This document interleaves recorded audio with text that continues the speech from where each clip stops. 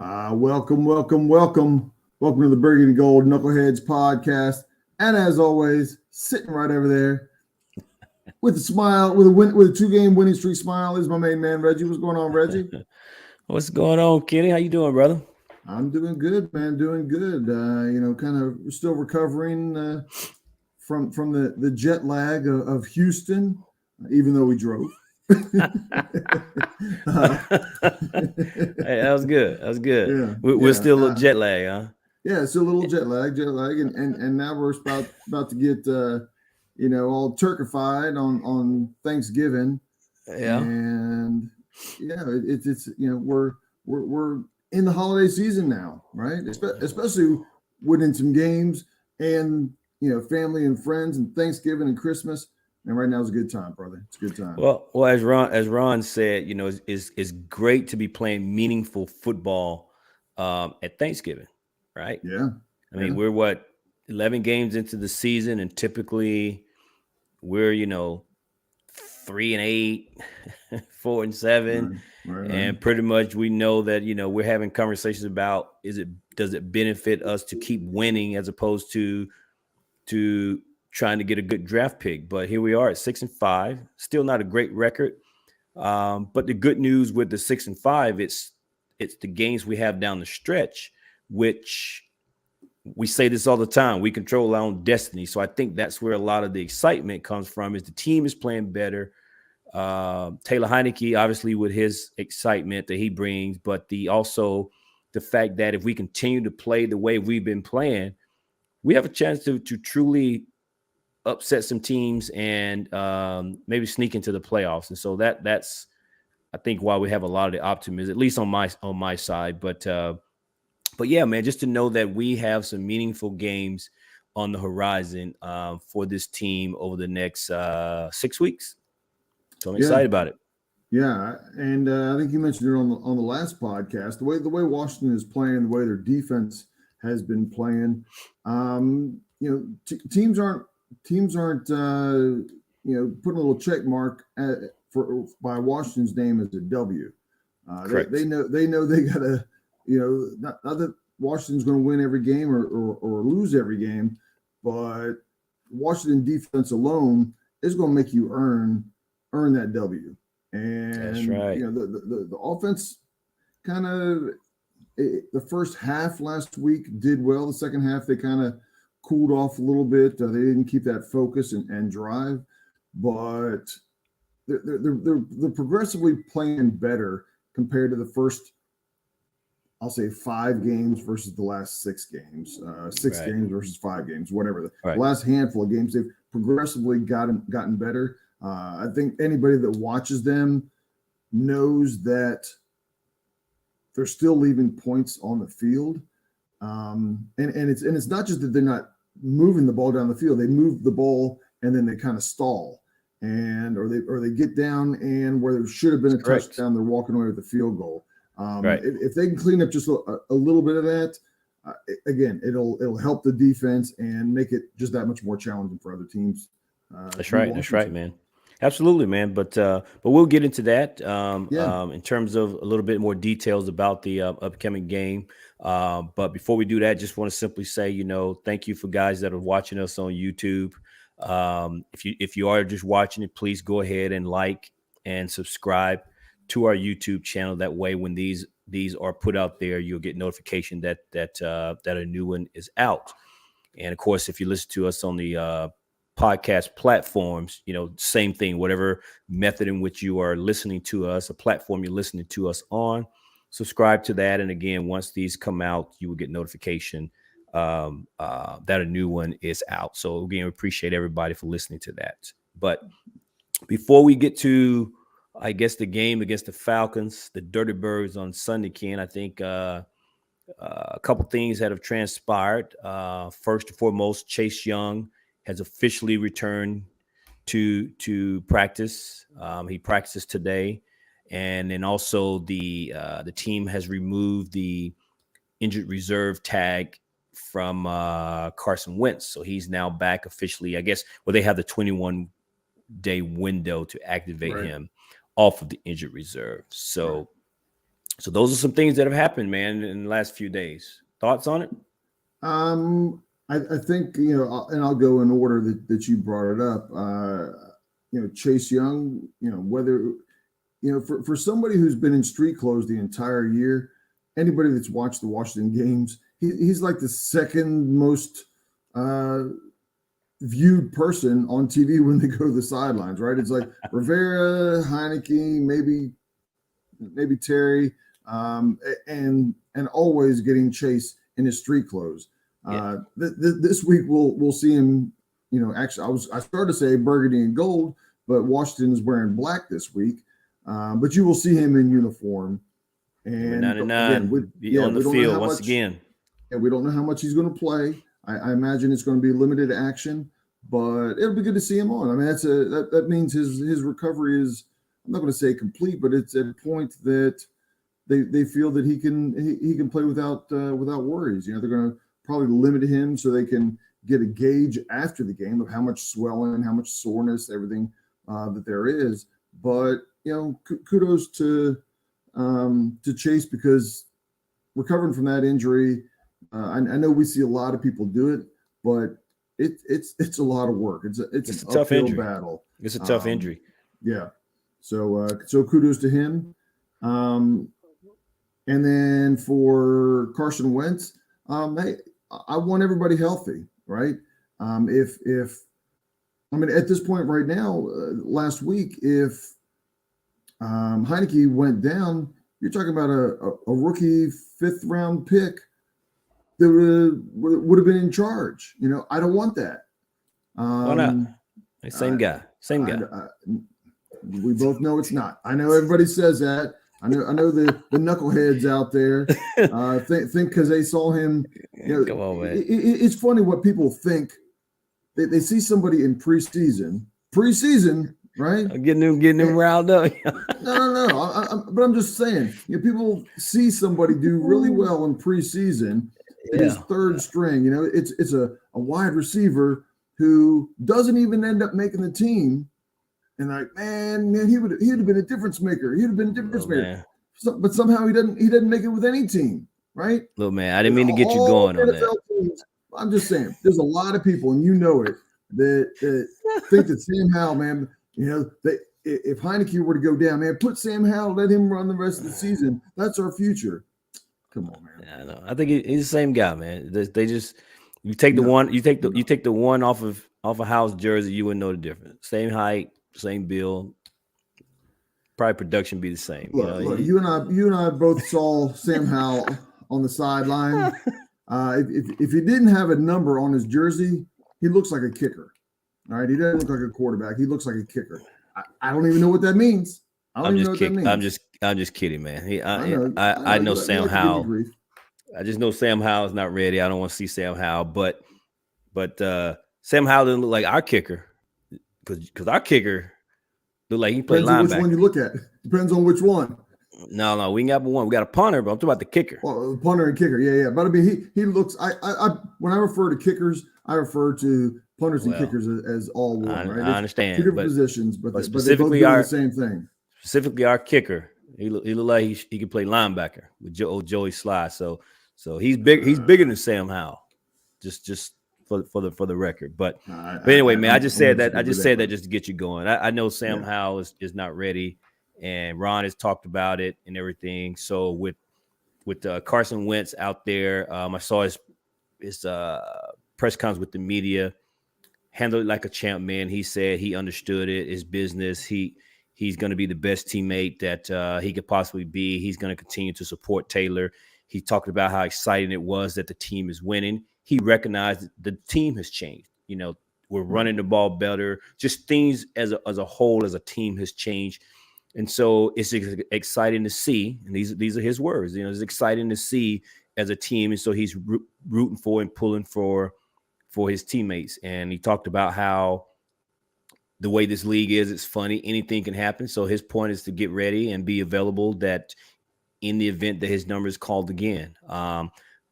Apparently he is hosting Thanksgiving at his house for a lot of the teammates. And he was asked about it. And his point was, just because the dynamic at work has changed shouldn't mean that he should change things off the field. So he's going to continue to do what he's doing, and he's going to have I don't know who's all going, but he's going to have several players over for Thanksgiving. So, man, whether it's the maturity, Carson has changed, he's grown, or the narrative about this guy's been wrong all along, I don't know. But we've not seen the guy that they talk about as a bad teammate here in Washington. And again, maybe he was, and maybe he's matured, or maybe it was never the case, and that was just people putting that out there. But man, the guy that has been in Washington has been nothing but a professional. So kudos to Carson for that, man. But that's it, man. Between those two big news, the other news I think that came out is, you mentioned it, they're going to wear the all black uniforms again. And this will also be the game where they do the tribute. I think it's the 10-year anniversary of the passing of Sean Taylor. And they're going to do a tribute and unveiling of, I think, a statue in honor of Sean Taylor. I also saw that the Commanders' official Twitter account had put out where the players, it was Jamin Davis and Chase Young, was wearing some official Sean Taylor Foundation gear. And if you saw it, it was a picture of the helmet with all the tape wrapped around on the face mask and everything. Right. It was designed by Sean's daughter, and I'm drawing a blank on her name at the moment, but his daughter apparently designed it, and I think all the proceeds are going to go to that foundation. So they will be selling this merchandise, and you can go out and buy it and stuff like that. But black uniforms and this thing, big to do that they're going to make about Sean Taylor, man. So thoughts on that? Yeah, I mean, I know they tried to do something, was it last year with Sean Taylor, that I think they missed the mark on it. So I'm hopeful that Washington does this right. I think so. on things like this, they've swung and missed, or sometimes I don't even think that they swing. I'm just being honest. I mean, that's the organization, right? The organization, even behind the scenes, not even talking about on the field, they don't do things right. They make mistakes, even, spelling people's names wrong. London Fletcher. Just simple things that, again, it's not one thing, it's just over and over and over again. So I'm hopeful for the fans and for Sean Taylor's family that they get this right.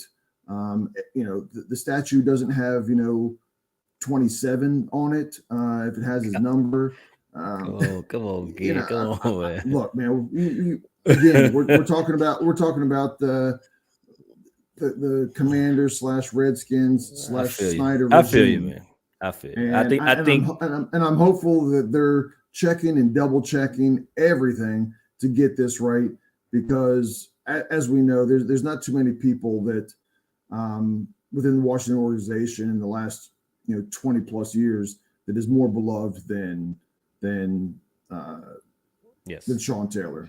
He was loved when he was playing because of the way he played, and then after the tragedy, he's got a spot in everybody's heart. Oh, for sure. And I don't think, given the amount of time that has passed, and since last year when they did this spur of the moment type deal, I think they learned from that, and I suspect this will go off without a hitch, and it'll be beautiful. They're expecting a lot of fans. They've asked a lot of fans. I've heard a couple player interviews talking about show up at FedEx Field this week. Ron has mentioned it in a couple different interviews that he's hopeful that the fans will show up and show out at FedEx Field on Sunday for this game. Yeah. So I expect that to be pretty good. In terms of the black uniforms, we're 0-2 in the black uniforms, Ken. I don't know if you know this. But I hopefully we'll break the streak. But I've always said, on the mannequin, on fans wearing the black jerseys, look at it online. I look at the black jersey, I like it. I was like, man, that's cool. Up close. What, even online or up close? When I see someone wearing a black jersey, right. If I see it on a mannequin, I see it online or whatever, I like the black merchandise, the jerseys and stuff. But when we wear it on game day, for some reason, I just don't feel like I'm watching our team. And when I watch it on TV, I'm kind of like, when it's all together, because our colors is white, our colors are burgundy, our colors gold. And if you wear the black one time, I get it, but I don't know. It's again, when I see the black jersey on someone, or I see it online or something, I love it. I think it's fine. But the minute they all put it on, all the players, and they show up and they line up on the field and start playing the game, it just looks different to me. And then I'm kind of like, I wish they would be wearing the burgundy and the white or something like that. Right. It just looks different. I mean, case in point, I'm going to remind myself, because black is a huge predominantly color for the Atlanta Falcons. Right. The Atlanta Falcons are going to be wearing, their home uniforms or road uniforms are black. So I'm going to have to remind myself, wait, I see the black. Is that us, or is that the Falcons? Oh, wait, that's number 4. That's Taylor wearing number 4. See, your dogs don't like the black uniform either, man. They're agreeing with me. Yeah. I need to try and kind of mute that here. They, but I mean, and to your point, you can't control nature, right? These dogs are, I'm not worried about the dogs, man. Everybody's got dogs. We love them. I live in a bad neighborhood, man. This is, this is my guard dogs. I can't afford a security system, so I got a couple killers.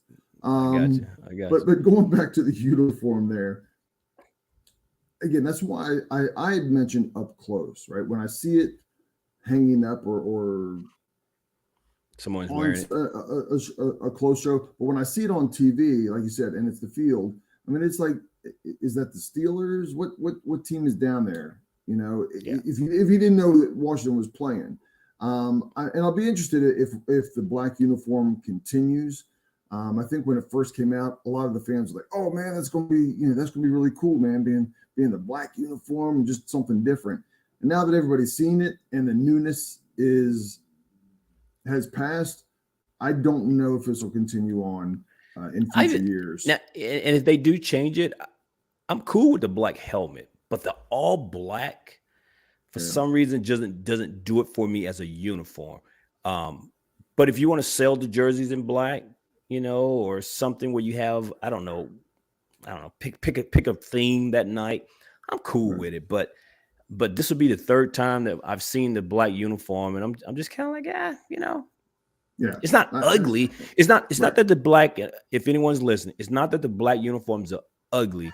It's just that when I'm watching us on Sunday, I don't feel like I'm watching the Commanders.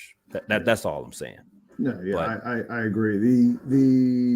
And I know they, I think on the previous the game, they talked about blacking out the stadium and everything. Well, everybody doesn't have black, right? That was a flop, by the way.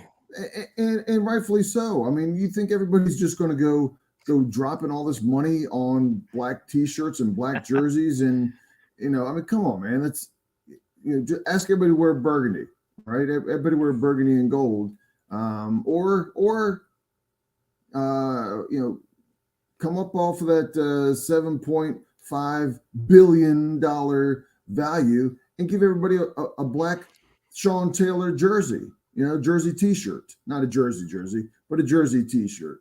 I'm sure a lot of people, maybe not everybody put it on, but I'm sure a lot of people put that on, and you'll see a lot more black. Yeah. But anyway, but Washington didn't want to do that. No. If Dan Snyder, if he's truly getting ready to sell this team, I know if I was Dan, I wouldn't put any more money in it. Y'all want me to sell the team? You get your own T-shirt. I wouldn't do it. I understand. I mean, but Jason Wright come in. Hold on. That's not an excuse for Dan Snyder, because Dan Snyder wouldn't have done it before. He wouldn't have done it afterwards. Well, I'm just saying. But if Jason Wright and those guys are coming to and asking for T-shirt budget, I'm pretty sure he has to get approval for other things he's done.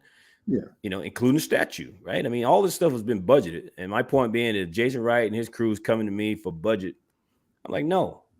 The last thing y'all about to get from me is this Sean Taylor tribute. After that, I'm out. Give me my billions and I'm out of here. Look, they can get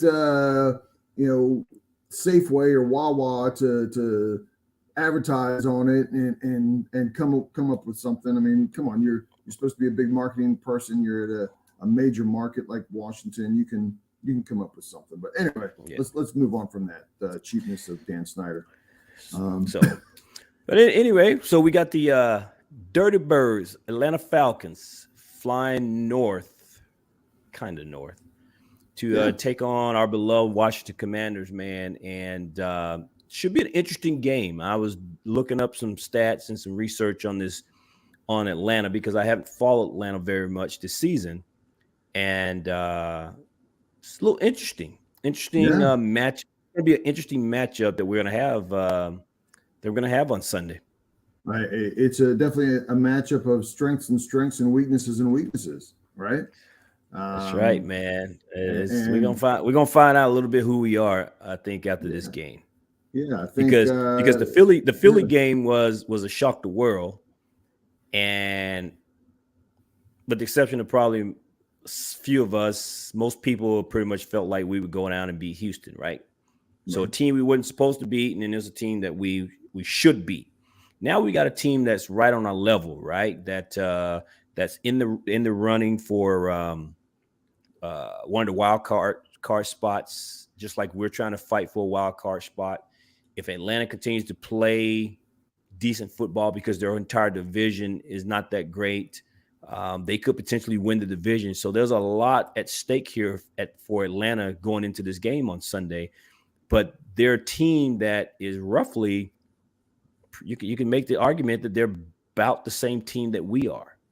I think we'll get into it a little bit. We know that the strength of their team is the run game. Well, that's what we're built on, right? We're built on the run game as well. Yeah. Their passing game is not up to par as ours, but go ahead. Well, I was going to say, as we go into this, I normally pull out a handful of stats. Okay, let me kind of go over a few things. With as you mentioned, Atlanta is 5-6. Playing Washington at 6-5. They've lost 3 out of their last 5 games. Their two wins was an overtime win against Carolina.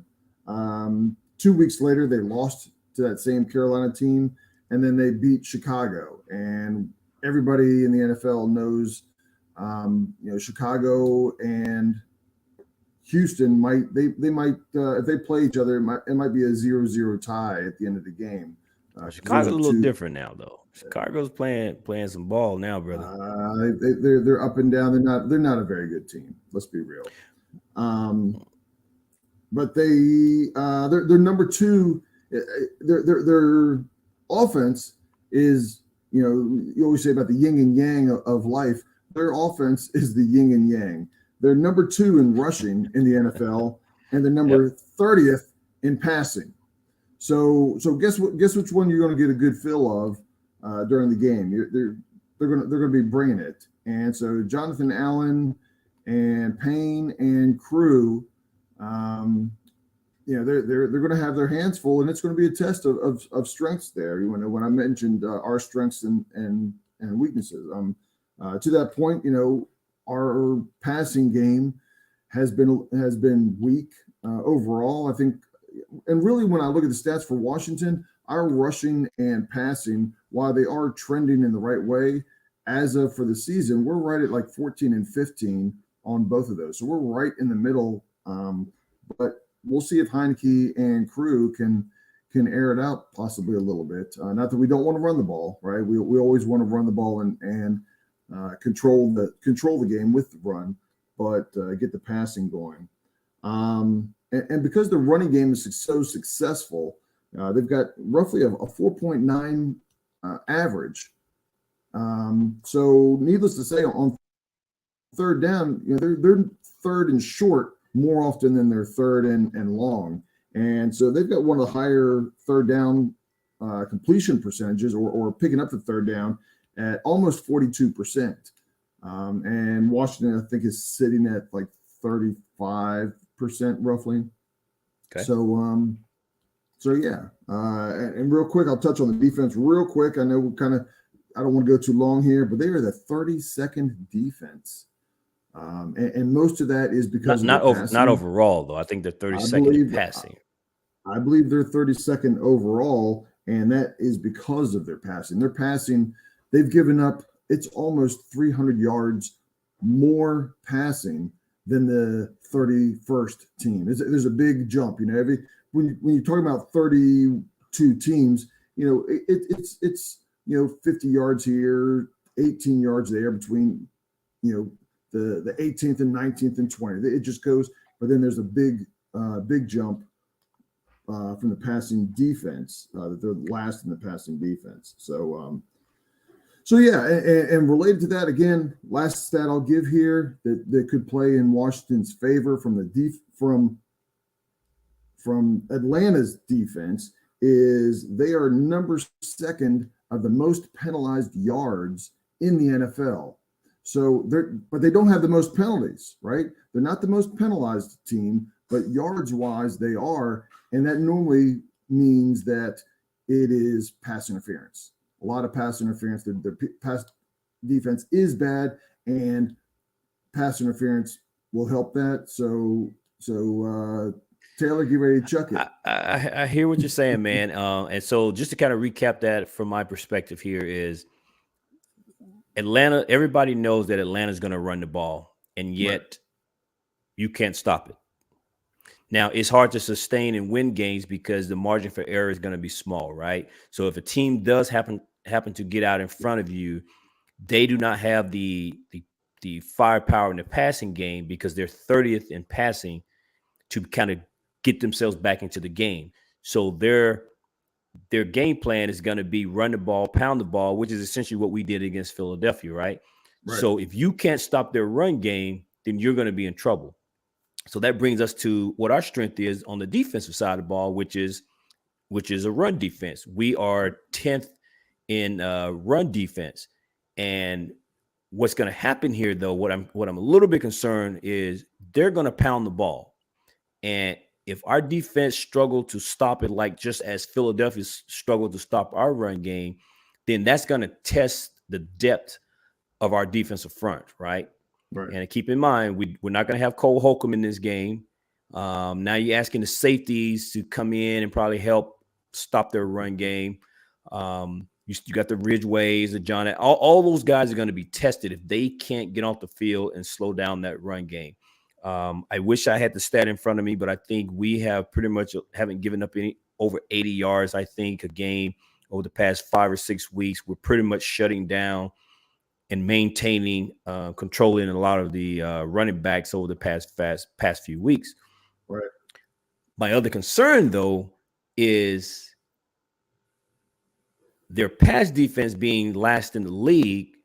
So will Scott Turner try to be cute and try to put the game in Taylor's hand and pass the ball against a 32nd ranked pass defense, a highly penalized team, and try to get the ball into Terry and Curtis's hand, which essentially puts the ball in Taylor's hand. I don't want to see that. I just don't want to see that. I just want them to continue with what has been successful the past few weeks, which is allow Taylor to kind of manage the game, let it come to him a little bit, continue to do a good mix and match of the run game and pass game. In other words, do our game, do what we do, and don't try to. We're not Bill Belichick where you try to take away the other team's weakness or we do what they don't do best. No, man, just get out here and stick with the game plan, run the ball, pass the ball, and all of this will come together and you can get those chunk plays because if you're running the ball, Scott, if you're running the ball, those big pass plays are going to come against this defense.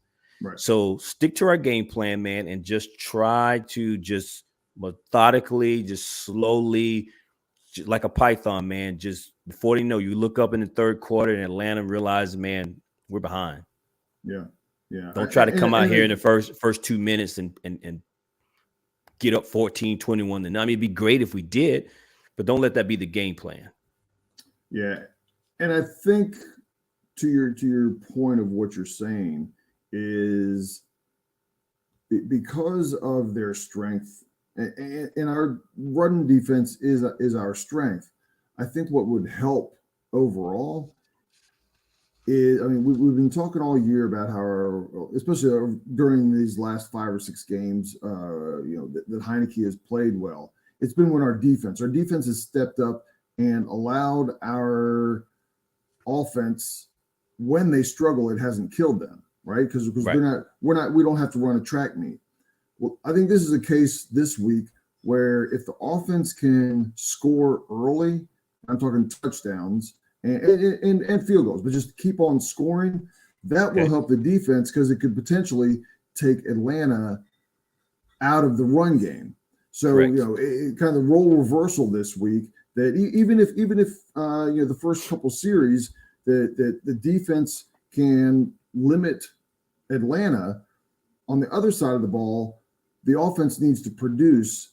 And again, if we're up like we were last week at 14-0, 17-0, well, now you start changing Atlanta's game plan, correct, which helps Washington. So again, I think this week is important for the offense to get out. 100% agree. 100% agree. Scott, are you listening? Scott, are you listening to the Knuckleheads, man? Because I think we just gave you the key to victory here.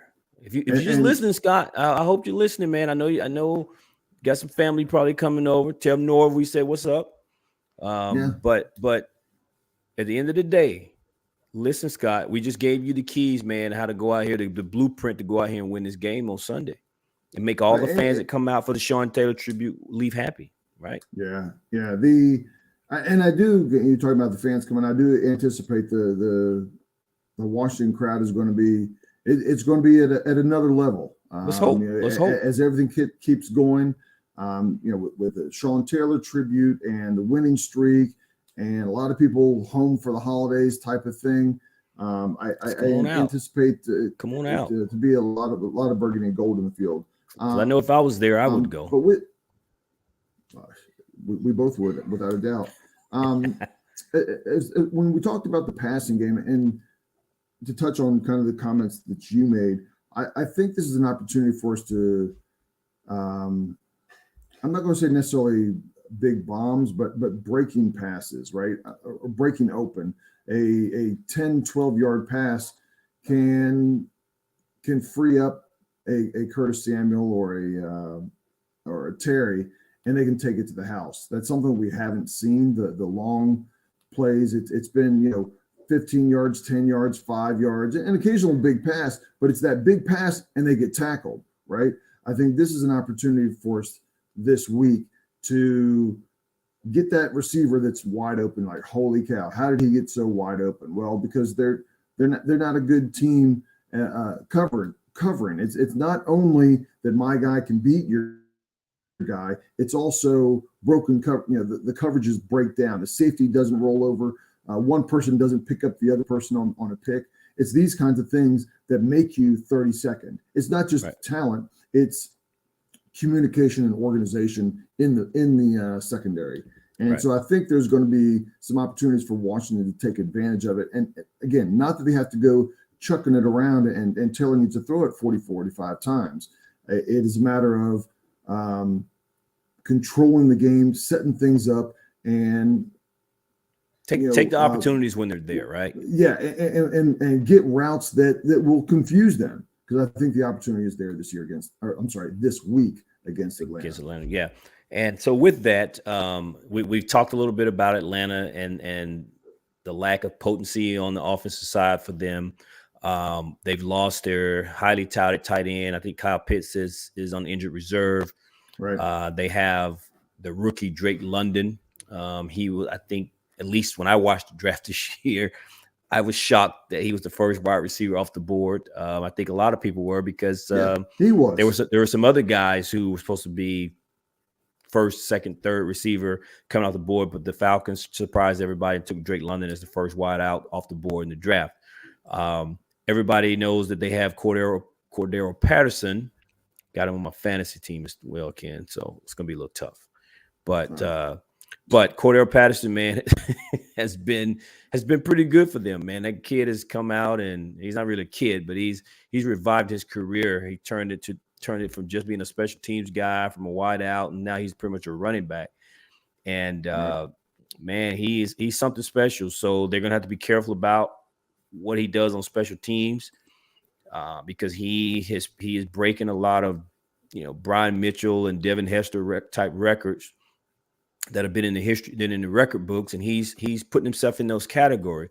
So he's a dangerous guy on special teams, but even as a running back, when they put the ball in his hand, man, he's a gadget kind of guy, and so he's going to be tricky. So they do have some weapons, and again, it goes back to, we're just a game difference between Atlanta and Washington, 5-6 versus 6-5. So depending on how this thing goes, we can end up with the same record at the end of the day. But Atlanta's coming to ball, man. I think they're going to be coming to punch us in the mouth. This is going to be one of those games where you're going to need to be ready. And I think John Allen and Payne and those guys better be ready, because this won't be Houston.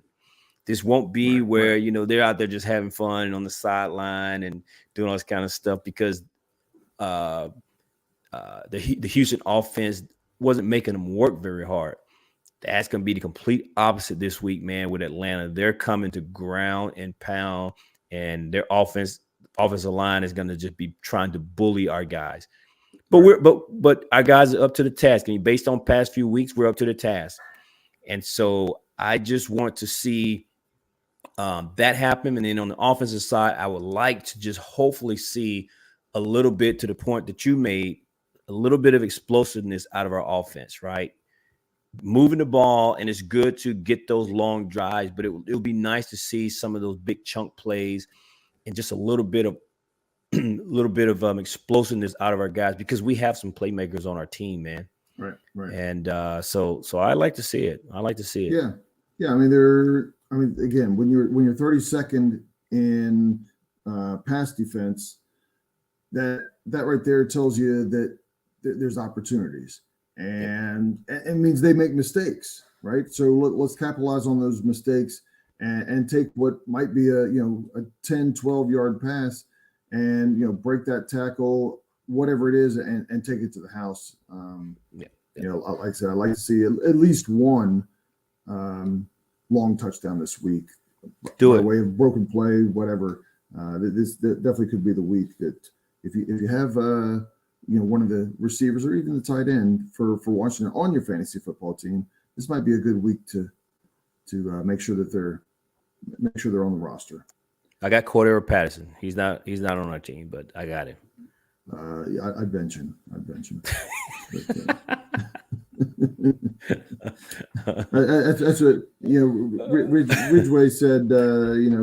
He's ready for another fine.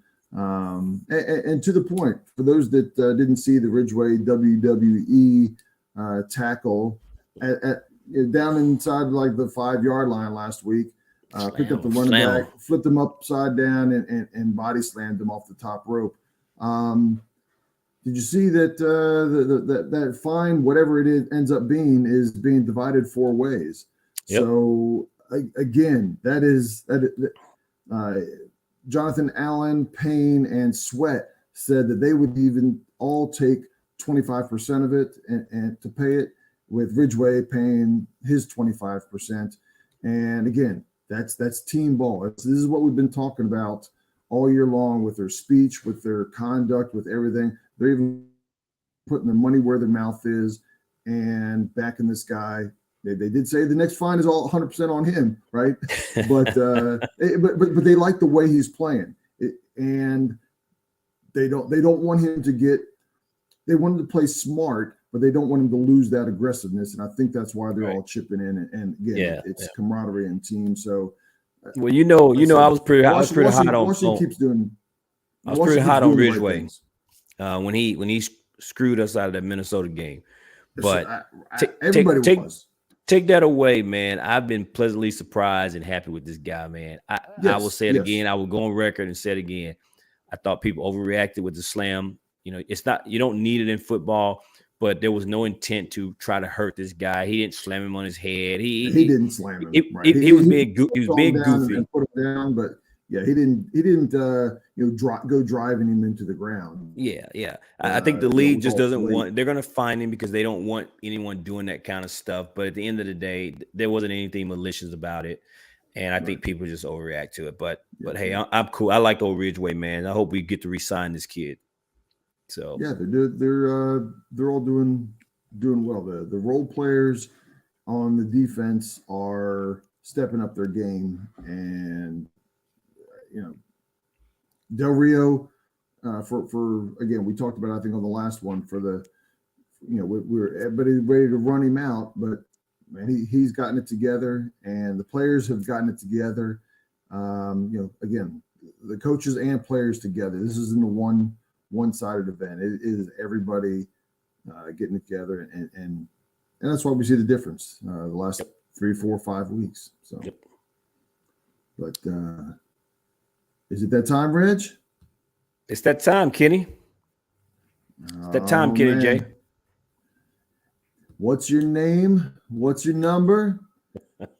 Is our confidence level on how we think Washington will do this coming week. We don't do scores. We do a confidence level on how confident we are that Washington will win the game away with a win. Yeah, because that's all that matters, right?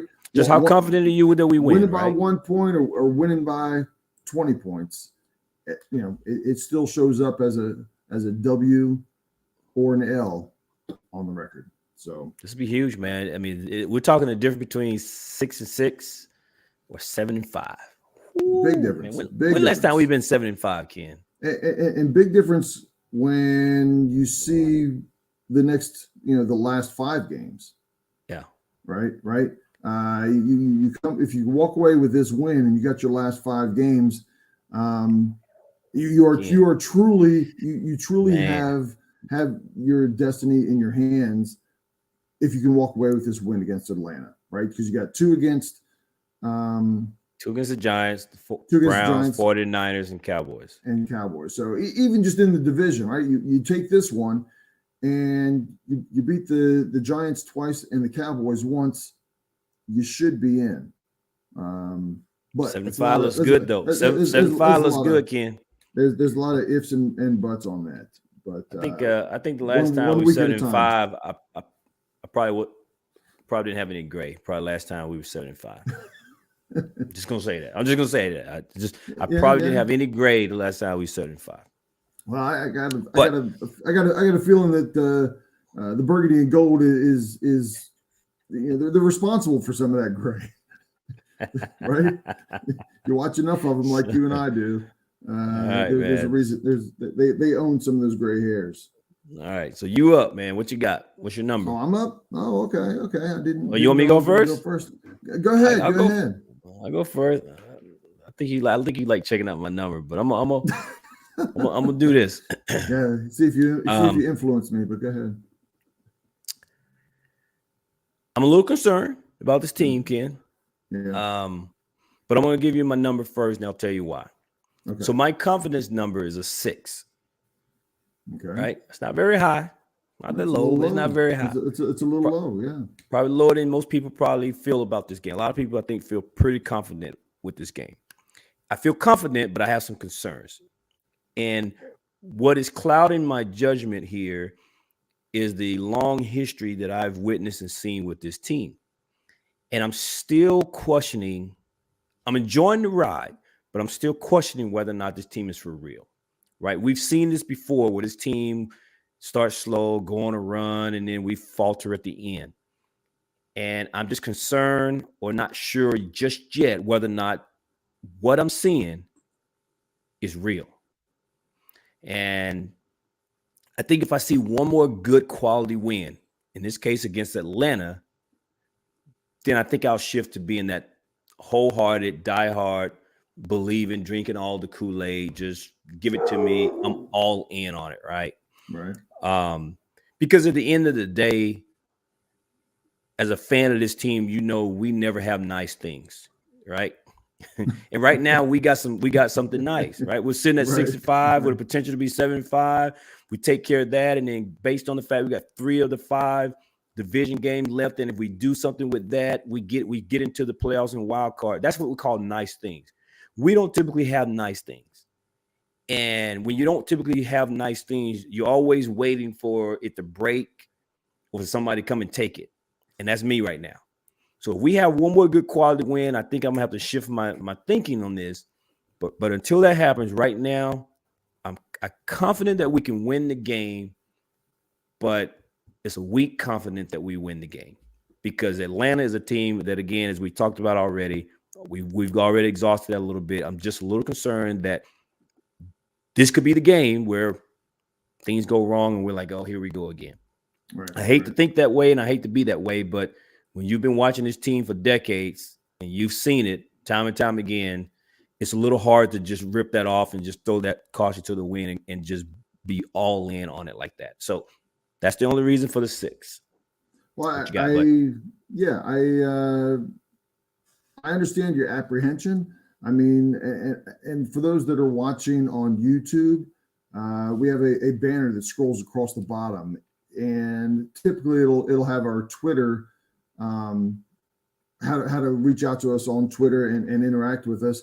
But I changed it as Reggie was talking because I've got 2 that I do, and it's #ProveIt. It's kind of been, I started #ProveIt before the season even started, right? I mean, it was a lot of changes, a lot of things, and this is a week for you, Reggie, that sounds like it's #ProveIt to get your just confidence level not only against Atlanta, but that this team is who we think they are. Yeah. And I understand that. So what you got? I want to know your number. Yeah, we've gone to the dance, gone to the dance many times, and we get there and realize we don't have a ticket to get in. That's right. That's right. That's happened too many times to us. We've kind of had some role reversal here between you and I on our number the last couple of weeks. I tend to be a little bit higher than you, and this week again, I am higher. You go ahead and say it. That's not accurate. But I appreciate it. We all know why, man. Because they're playing well. They're playing well all the way across the board. For those that don't know what he's saying, take your best guess. Hit us up on Twitter. Let us know who you think or why my confidence level is high. That's not man, what he's insinuating is not man. It. But I don't want to leave people suspicious, man. But I'm gonna go and just give it to him. Taylor Heineke. That's it. Ken's all over Wonder Boy Taylor Heineke. So, but anyway, go ahead, man. Give me a little confidence number because Taylor's out here quarterbacking again. For those that are listening, you know that's not necessarily the case. I'm a fan of Taylor Heineke. It's funny since Taylor's been starting, your numbers have been high. I mean, just across the board. When Eric and I was confidence. I got more confidence than you do. Exactly. Because Taylor Heineke is quarterbacking, so all of a sudden Ken's numbers is high. But go ahead, man. That's you putting words in my mouth. I'll go with that. Yeah, man. I got Heineke confidence here. That's it. You got that machismo like Heineke with your numbers. It's not that I have confidence in Heineke. It's that I've got Heineke confidence. Right? There's a difference. Okay. Right? This might be my last podcast. Just like every game is his last game. That's how I bring it to you guys. I bring it to you guys like this is my last podcast. And so I bring it full force, full tilt. With that being said, ridiculousness. Not by me. Anyway, my number is a 7.5. I think that Washington will take care of this game. I'm not saying it's going to be easy. I think that early on, the first quarter, first half will be a little bit closer game. I think it's gonna be ugly. Yeah, I think it could be. There's going to be some frustration because they're gonna run the ball. They're going to have success running the ball. We're not going to, the idea of limiting them to 20 or 30 yards or 40 yards for the day isn't. I don't think that's realistic. Our possessions are going to be limited. And we're going to have to make them count when we get them on the offensive side of the ball. Yeah, right? and I think to that point, I think if we can limit them and their scores, and Washington can get into a rhythm and take advantage of some opportunities. We have seen Turner a couple weeks in a row now call a pretty good game. Not every single play or every single thing is good, but I think it's not just him calling the right game. It's him understanding the talent that he has. He's getting confidence in his talent, getting confidence in Heineke to not put the ball in Heineke's hands, but allow Heineke to do his strengths and, let's be real, get away from some of his weaknesses and pull us out. I think Washington will take care of this game, and I don't know what the point spread is on this game, but I think we were favored by 3. I think, and I don't know if the line has moved, but take the over. We're going to cover the 3 points, even though I don't give a prediction on the score. All right. Yeah. Mr. Kenny J. We're gonna have a good game. You feeling good, man? You feeling good? I do. You feeling good like Taylor? Get you some Jordans too.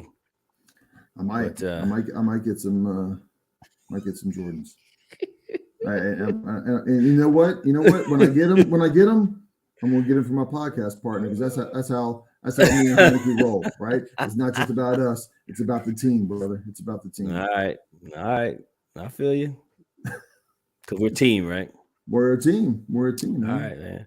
And well, hey, making that money. Who? I don't know. Somebody's making the money. I was like, he's not talking about me. Well, we know where you sit, man. I see you over there. All right, it's time to go. It's time to go. Dom Perignon as we're having a class. All right, it's podcast.